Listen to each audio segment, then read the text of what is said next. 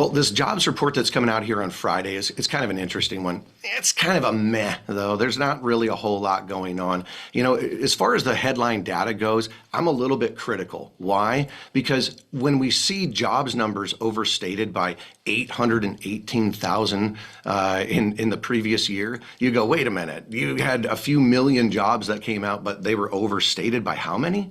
So, here's the point. Small businesses are hiring. Some small businesses are not hiring. I think this is a strategic time for layoffs.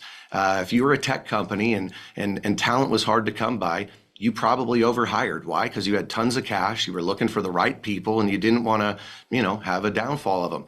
Now we've got AI that's taken some of those jobs. Now we might have strategic moments here where people may be able to downsize and their company are more right-sized for the future, given some of the differences in innovation or how some of these roles might be automated. I think that we need to just also recognize that with better technology and more efficiencies, it will bring lower costs, but it might cost us some jobs here along the way. And so people need to think about how can they be irreplaceable in those businesses. What education might they need to be getting right now to make them indispensable in the future? What jobs might there be in the future for actual people like plumbers and electricians and nurses? But there might be less primary care doctors out there.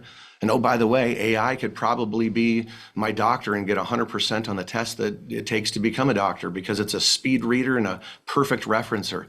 And so I think that we just need to make ourselves aware for some changes that could come. But ultimately, these jobs numbers that are coming out are going to tell us that there are some trends developing. And I think that we should be paying attention to it. One last one on that with the jobs that are developing here is that if the Tax Cuts and Jobs Act 2.0 goes through and you're, doing part-time work or you're willing to do overtime, which is, trying to incentivize the families that are ultimately here and endeavoring to, make things happen, I think it's important for us to understand that that those families could be positioned really well by that new Tax Cuts and Jobs Act 2.0 and how it could affect their bottom line for making those decisions to work those extra hours.